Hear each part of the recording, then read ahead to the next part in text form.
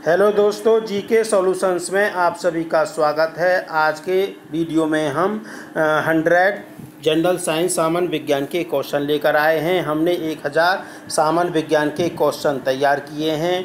इसका पार्ट 1 हमने पहले अपलोड किया था, ये हमारा पार्ट 2 है।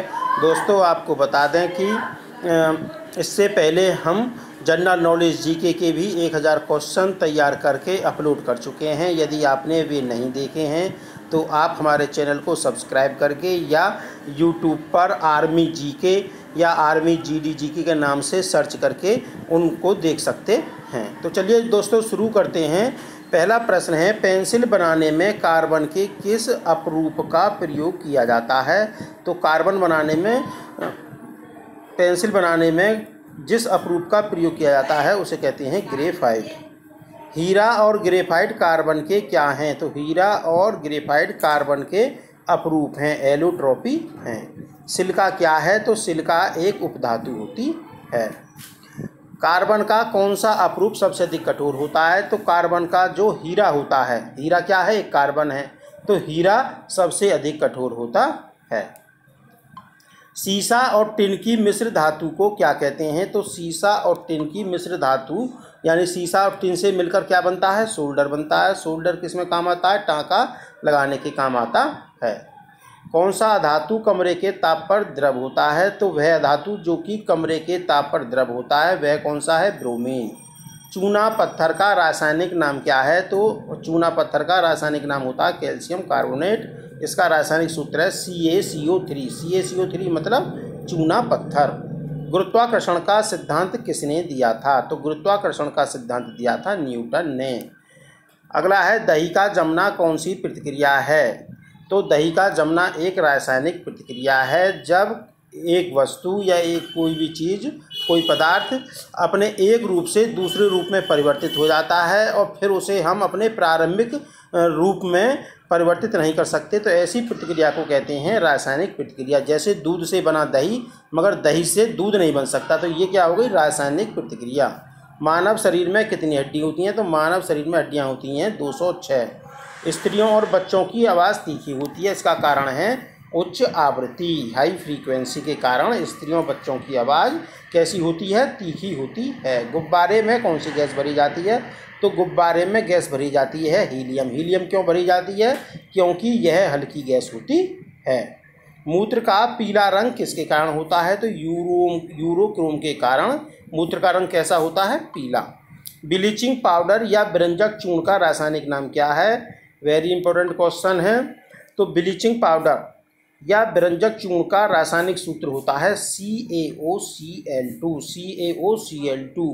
फाउंटेन पेन का आविष्कार कौन था? तो फाउंटेन पेन का आविष्कार किया था वाटरमैन ने।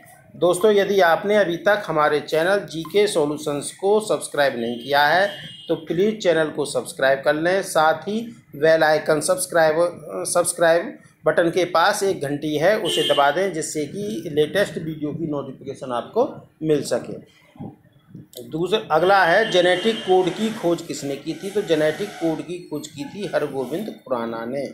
किसे भारी जल कहा जाता है? तो ड्यूटेरियम ऑक्साइड को, जिसे D2O भी कहते हैं। भारी जल का रासायनिक सूत्र क्या है? D2O, deuterium oxide. तो ड्यूटेरियम ऑक्साइड को भारी जल कहा जाता है। नेक्स्ट क्वेश्चन है, सोडियम कार्बोनेट का व्यापारिक नाम क्या है? तो सोडियम कार्बोनेट को कहा जाता है धोने का सोडा, धावन सोडा, और इसका रासायनिक सूत्र होता है Na2CO3 10H2O 10H2O। किसकी कमी के कारण मनुष्य में एनीमिया रोग हो जाता है? जब मनुष्य में रक्त की कमी हो जाती है तो उसे कहते हैं एनीमिया। और यह किसकी कमी से होता है? ये होता है आयरन की कमी से। एनीमिया रोग किसकी कमी से होता है? आयरन की कमी से। जल का हिमांक फ्रीजिंग पॉइंट है? तो जल का हिमांक अर्थात फ्रीजिंग पॉइंट है 4 डिग्री सेंटीग्रेड। लार की प्रकृति कैसी होती है? तो लार की प्रकृति होती है अम्लीय। कपास के पौधे के किस भाग से कपास का रेशा निकाला जाता है? तो कपास के पौधे में जो उसका बीज होता है उससे कपास का रेशा निकाला जाता है। एक प्रकाश वर्ष बराबर कितना होता है? तो एक प्रकाश वर्ष बराबर होता है 9.46 × 10⁻15 मीटर।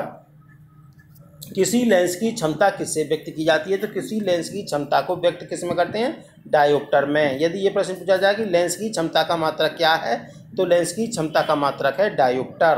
पौधों में जल परिवहन का कार्य कौन करता है? तो पौधों में जल परिवहन का कार्य करता है जाइलम। अब बर्फ़ जल पर तैरती है, क्यों तैरती है? क्योंकि बर्फ़ का जो घनत्व होता है वो जल के घनत्व से कम होता है। बर्फ़ का घनत्व जल के घनत्व से कम होता है, इसी कारण से बर्फ़ जल पर तैरती है। कौन सा विटामिन घाव जख्म को भरने में सहायक होता है? तो विटामिन के घाव को भरने में सहायक होता है। गाय का गर्भकाल कितने दिनों का होता है? तो गाय का गर्भकाल 280 दिन का होता है। सर्पदंश यानी सर्प के काटने से शरीर का कौन सा भाग प्रभावित होता है? तो सांप के काटने से तंत्र का तंत्र नर्वस सिस्टम बेकार हो जाता है। अगला है पीतल किसकी मिश्र धातु है? जब तांबे में जस्ते को मिलाया जाता है, तो तांबा में जस्ता मिलाने पर क्या बनता है? पीतल बनता है। तो पीतल तांबा और जस्ता की मिश्र धातु है। एमीटर से क्या मापा जाता है? तो एमीटर से मापा जाता है विद्युत धारा को। ध्वनि का वेग सबसे अधिक किस में होता है? ध्वनि का वेग सबसे ज़्यादा होता है इस्पात में। वायुमंडलीय दाब किससे मापते हैं? तो वायुमंडलीय दाब को मापते हैं बैरोमीटर में, बैरोमीटर से। अमीबा में कुल कितनी कोशिकाएं होती हैं, सेल होती हैं? तो अमीबा एक कोशिकीय प्राणी होता है, अर्थात इसमें एक कोशिका होती है।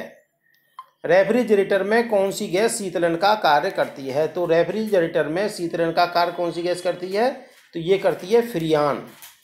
फ्रियान जो गैस है ये